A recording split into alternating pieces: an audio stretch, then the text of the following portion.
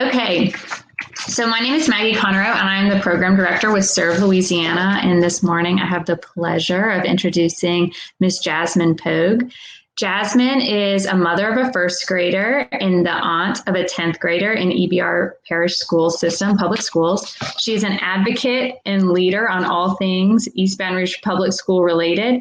She chairs the education committee at Progressive Social Network Baton Rouge. She is also alum of Dialogue on Race, both the original and the advanced series, and she is a trained facilitator for Dialogue on Race Louisiana and has been so for many years. And it's my pleasure to welcome her to the stage to share with us some historical context about the school system here in East Baton Rouge Parish Schools. So I'm going to turn it over to Jasmine, and please, during her presentation, utilize the chat. You can react to anything she says. And thank you so much for joining us, Jasmine. Thank you so much, Maggie, for that great introduction. And also thank you so much to the Humanities AMP, Serve Louisiana, and Dialogue on Race Louisiana for putting this event together and inviting the Progressive Social Network to participate. And thank you everyone for coming out today and listening to this presentation. It's called Reclaiming the Promise of Public Education. And it's a presentation by the Progressive Social Network of Baton Rouge's Education Committee. So I'd like to start off first with introducing the Progressive Social Network of Baton Rouge. We are a grassroots community advocacy group promoting progressive values in the greater Baton Rouge area. And our Education Committee works to advocate for and support public schools in EBR. We created this presentation to raise awareness of the complicated history of East Baton Rouge schools, to promote public engagement and investment in our children's future, and to improve the quality and perception of our schools. So first, we're going to take you on a journey looking at education in Louisiana and in Baton Rouge, map out how we got here, where we are today, and what actions we can take as a community to get to where we want to be. So we realize that while people are somewhat aware of the current state of schools in our city, many people don't know how we got to where we are and what to do to improve the image and quality of education in our schools. So from the time of our country's inception, our founding fathers recognized the importance of public education in a democracy.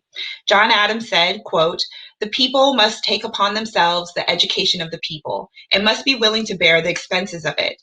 There should not be a district of 1 mile square without a school in it, not founded by a charitable individual, but maintained at the expense of the people themselves," end quote. Susan B. Anthony also said, quote, "A Republican government should be based on free and equal education among the people," end quote. And a chief reason for public education cited by Jefferson and other early leaders was the need to produce citizens who would understand political and social issues, participate in civic life, vote wisely, protect their rights and freedoms, and keep the nation secure from inside and outside threats. So as you can see, influential people throughout our history expressed the importance of public education. The original promise of public education was to provide free, quality learning environments and experiences for all children so that citizens were ready and able to participate in civic life and protect their rights and freedoms. But over time, this promise has been broken, and the public trust and belief in our public education system has eroded. The promise of public education is a social contract, the terms of which are not explicit, but the intent of which is clear. Our government's history of racist policies and court decisions and its refusal to address racial and socioeconomic inequities allowed for the destabilization of school systems across the country. They knew that in order to have a democracy where people were able to become knowledgeable enough to govern themselves, we needed to establish a public education system. By reconnecting with the original promise of free, quality public education today, we want to create a shared vision that empowers everyone in the community to work towards the common goal of a successful public school system. So let's go back to the beginning. We know that the founders of our country believed in educating the masses. Given our history, you might be surprised to find that following the Civil War, Louisiana had its most progressive, open-minded, anti-discrimination protections for school children that the state ever had. But that was because Louisiana was occupied by federal troops and had federal oversight of its governing bodies. In the Constitution of 1868, in the section regarding public education, it said, quote, "All children of this state between the ages of 6 and 21 shall be admitted to the public schools or other institutions of learning sustained or established by the state in common without distinction of race, color, or previous condition," end quote.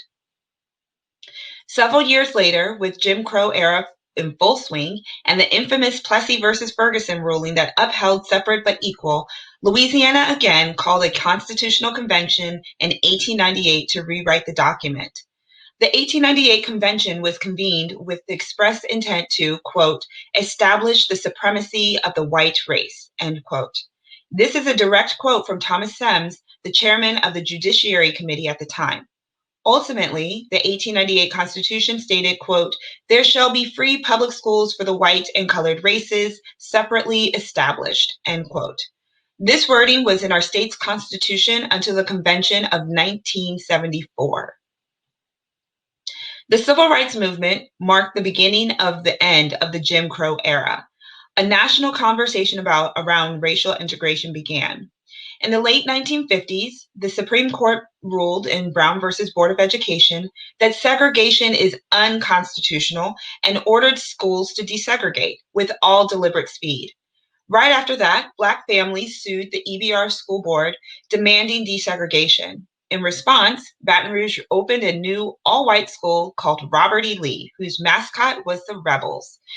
In the 1960s, the NAACP joined the lawsuit requesting East Baton Rouge Parish schools to come up with a deseg plan.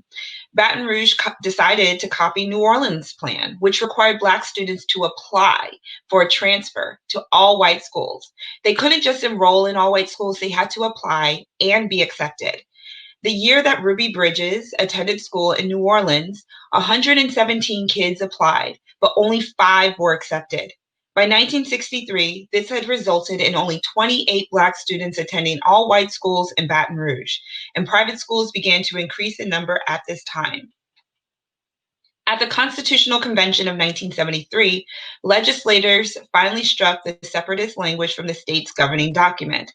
The new language stated that the goal of the public education system is that every child should be afforded an opportunity to develop their full potential. It's important to note that the language in our preamble, it states, and I quote, "The goal of the public educational system is to provide learning environments and experiences at all stages of human development that are humane, just, and designed to promote excellence in order that every individual may be afforded an equal opportunity to develop to their full potential," end quote. Think about where you were at this time. Does anyone here remember any of this? Were you in Louisiana during this time? What was happening in your schools? Were they integrated or segregated?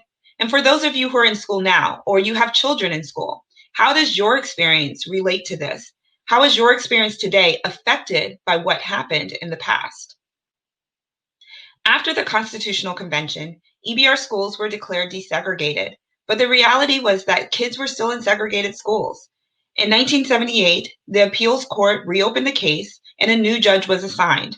2 years later, in 1981, Judge Parker implemented a plan that consolidated schools and began mandatory busing. But instead of integrating schools, this plan resulted in more white flight from the school system, with growth in private schools for white families who could afford it, and a migration of white families moving to Ascension and Livingston parishes. So by the 1980s, 25 years after Brown versus Board of Education, 67 of 113 schools in EBR were still more than 90% one race or another, and schools were still inequitable in terms of resources and funding. So this graph shows the movement of students from 1970 to 2017. The blue shades at the bottom represent schools or students in EBR parish. The orange, yellow, and red are the breakaway districts of Zachary, Central, and Baker. Green is Livingston Parish, purple is Ascension Parish, and red at the top represents non-public schools within East Baton Rouge Parish. The numbers along the side represent the numbers of students in the Baton Rouge school system, and numbers at the bottom are years by decade, starting with 1970. So you can see the relatively rapid decline of white students out of East Baton Rouge Parish schools over the past almost 50 years. But look at where they go. Initially, they went to Livingston, Ascension, and private schools. The bars at the top. And then in 2003, they skimmed off a few more into the breakaway districts of East Baton Rouge Parish, first Baker and Zachary, and then Central a few years later. So in the midst of trying to desegregate the schools, white families just left the district, making it increasingly difficult to actually integrate the schools. Public perception is that a lot of kids left the public school system for private schools, when in fact the drain of students out of EBR has been a protracted, multifaceted exodus out of the system over the past 50 years. The white flight out of the city and into surrounding suburbs was sanctioned and encouraged by government agencies that limited the ability of non-white families to purchase homes in new neighborhoods. The Federal Housing Authority's underwriting manual stated that, quote, incompatible racial groups should not be permitted to live in the same communities, end quote. And the real world application of that policy was that loans for Black families could not be insured. So Black families were not allowed to purchase homes in the new neighborhoods, and white families were able to move from neighborhoods that were increasingly integrated into all new, all white developments. Housing developers were given the explicit blessing from the state and federal government to create and sell only to white people. School systems needed to act in tandem with real estate, banks, courts, and other government agencies, but there was never a coordinated effort or a good faith effort to desegregate the schools. In fact, these entities were working to keep segregation in place. So East Baton Rouge Parish had several desegregation plans that were proposed and discarded by the courts or not supported by the voters who refused to pass funding through the tax initiatives. In 1998, voters finally approved a $280 million tax plan for the first time in 25 years. It was supposed to pay for renovations of school buildings that had been ignored for 30 years, as well as for new buildings. The tax, however, did not affect desegregation. After almost 50 years of resistance, failed plans, refusal of funding needed to achieve desegregation, and white families leaving the system, the court relinquished supervision of the school district and ended the desegregation litigation. At this point, the vast majority of EBR schools were populated by Black students, and there were literally not enough white students to achieve integration. In 1982, a mandatory busing plan was passed, which they attempted for 15 years before the idea was abandoned in 1996. In 1996, the court finally approved a desegregation plan called the Consent Decree. The plan used magnet schools at inner city majority Black schools in an attempt to attract white students back to the public school system. If you remember from the previous graph that showed white students flow out of the district, this was not enough. White students continue to leave the district today, which we can see by the attempt to establish the new 70% white city of St. George. In 1999, Judge Parker ordered the school system to change attendance zones in an attempt to satisfy the consent decree attendance requirements. But none of this happened quickly enough, and by 2003, Baker and Zachary had finalized their plans to separate from the EBR school systems. Let's go back to 2001 real quick. So in 2001, the school board, the NAACP, and the U.S. Justice Department were ordered to work through their differences. So they attended court-mandated mediation beginning in 2002. Finally, in 2003, they reached a settlement agreement that increased the number of magnet schools adopted racial quotas at these schools, and it updated voluntary majority to minority transfer plans. They then underwent 4 years of court monitoring for compliance. And then in 2007, after almost 50 years of resistance, failed plans, and refusal of funding needed to achieve desegregation, the court relinquished supervision of the school district and ended the desegregation litigation in Baton Rouge. Now, remember when I mentioned that 5 out of 117 Black children were chosen to attend all-white schools back in the early 1960s?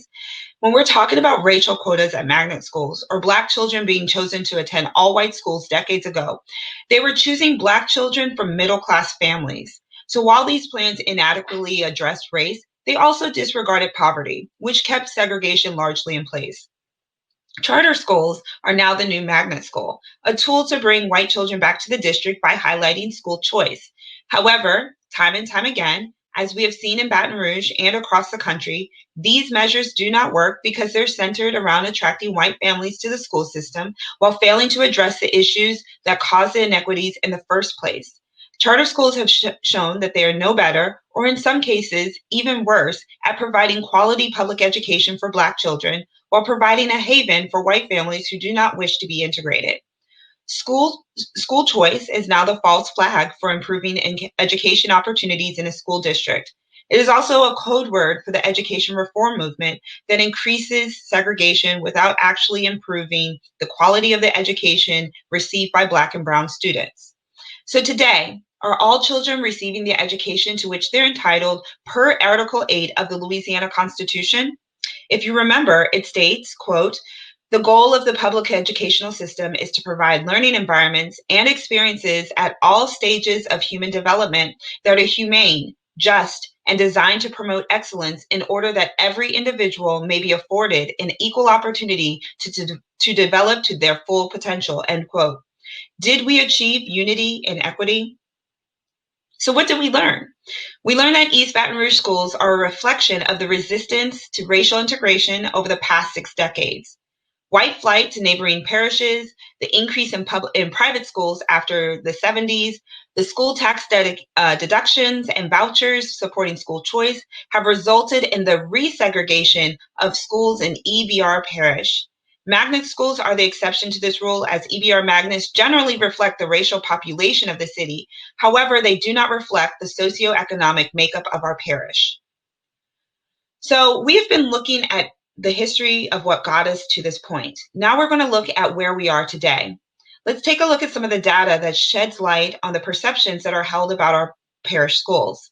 First, our school population. The graph on the left shows the population of the parish, and the one on the right shows the population of the school system. White students are represented in green, and Black students are represented in blue. You can see Black students are more heavily represented, and white students are underrepresented in our public school system. Poverty also plays a big role in our demographics. East Baton Rouge Parish has a poverty rate of about 19%, while 85% of students attending EBR schools are living in poverty. So this graph shows opportunity versus discipline trends. White students are represented by the pink lines, while Black students are represented by the blue lines. Despite the fact that white students make up a smaller percentage of the school system, this graph shows that white students are given more opportunities to excel through advanced placement and gifted and talented programs in proportion to their population. At the same time, Black students are over 4 times more likely to be suspended or expelled than white students. When we look for school success, we look at letter grades. This graph shows the rubric that is currently used to determine school letter grades. State assessment performance in the light blue represents standardized, or actually in the light blue, that represents standardized test scores. Student progress in the dark blue measures how much a student improves over the course of a school year, using a test at the beginning of the year and a test at the end of the year. As you can see, in elementary and middle schools, testing determines 100% of the school letter grade. This is our accountability system in a nutshell. Recently, institutions such as Stanford University and the SAT and ACT test providers have done studies that show school performance and test scores heavily correlate to family income level. If that is the case, where would you expect a district in which 85% of its student population lives in poverty to score on these tests? Let's look a little bit more clearly. Schools are assigned a letter grade by the state every year, which is supposed to tell how well a school is performing. This graph shows that there's a direct correlation between poverty rates and school performance. As you can see, F-rated schools average almost 90% free and reduced lunch students, whereas A-rated schools average 52% free and reduced lunch students. So the perception of East Baton Rouge Parish is that we're a poorly performing school system. We suggest, however, that the performance grade is not measuring students' ability or potential. It is indicating that the needs of a high poverty population is not being met. So we have under-supported schools and teachers, inadequate funding, and the drain of students, which exacerbates the funding problem. So to pay for extras like sports and enrichment activities, students are assessed school fees. But students who qualify for free and reduced lunch are also exempt from paying these fees. So let's look at these graphs and see what happens. For example, the top graph in orange shows elementary schools. Fees are assessed at $35 a student, and the bar all the way to the right. At an A school that has 50% of students in poverty, they collect about 50% of fees, which is about $17 a student. In an F school, where 90% of the students are exempt from paying fees, they collect about $3 a student. So when you have a school that has a high poverty rate, that school receives fewer funds for extras that make education interesting. So right now you might be thinking, I don't have kids. My kids aren't in public school. Why should I care? So as we mentioned in the beginning, the founding fathers made it clear that the public should be invested in free public education, in free public education. But we have trended towards a culture of me and mine, of education for personal gain. We realize and we believe that we should care about public education because it's a part of society's contract. Without public education, we rely on private interests to determine the course and availability of our education. Schools run by private interests can be selective. They can choose to accept high achieving students or those whose families can afford to pay. Without a strong, well-funded public education system, who can be counted on to educate the students with disabilities or living in poverty, or kids whose parents can't navigate the array of educational options? The data does not suggest that private schools or even schools run by private entities like charters are performing any better when given similar demographics. Going back to the phrase school choice, this is a commonly used phrase in today's world that is meant to help families imagine they have a choice in where their children receive an education. However, school choice does not hold our system accountable to what was originally promised, which is to provide a free, quality learning environment and experience for all children so that they would be ready and able to participate in civic life and protect their rights and freedoms. Instead, school choice has given families false hope, broken promises, and has been a mechanism for private interests to divert federal dollars meant for public school children into enriching already wealthy people. Like magnet schools before them, school choice does not solve the issues created by the legacy of racism built from the beginning of this country. By reconnecting with the original promise of free, quality public education today, a shared vision can be created that empowers everyone in the community to work towards the common goal of a successful public school system. Our founding fathers understood that education was crucial to the functioning of our democracy, part of which includes providing an equitable learning environment for all children. So what makes a good public school? This list gives a good look at what contributes to a successful district. Since the Progressive Social Network of Baton Rouge is a group that fosters public participation, I'm going to point out some items that relate to our work groups. So in the classroom, equity for our low-income students, the presence of qualified, fairly paid teachers, and teaching based on best practices determined by research, and in the administration, transparency, such as the school board not being beholden to business interests or private entities. Also valuing and implementing family and community engagement, having clear communication with families and the public, and asking for and valuing input and constructive criticism. Institutional change is needed within our school system to provide equity. As mentioned earlier, this change would need to happen within institutions across our city, including the desegregation of neighborhoods. However, the school system does have within its power to create equity among those who participate in the school system. The school system would first need to create an equity oversight board to ensure the services they provide are equitable. This board would first review the district's existing practices and policies around gifted, talented, magnet, and charter enrollment and discipline, including suspension and expulsions. The board would do regular audits to ensure the services they provide are equitably distributed. They would also review the school curriculum for historical accuracy and to ensure we have a good diversity of voices throughout the entire school year. East Baton Rouge also has a large population within many schools. So as a community, it can seem daunting or a daunting task to make a difference here. But let's think about it this way.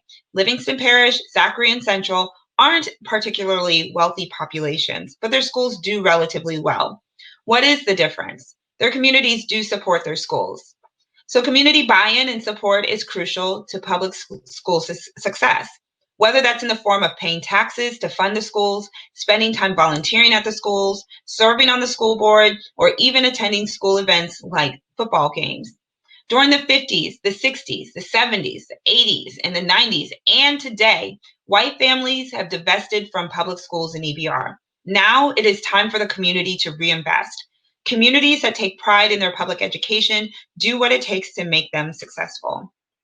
So in closing, I would like to share how you can get involved in public schools in Baton Rouge. In East Baton Rouge, we elect one representative from 9 districts across the parish to the school board.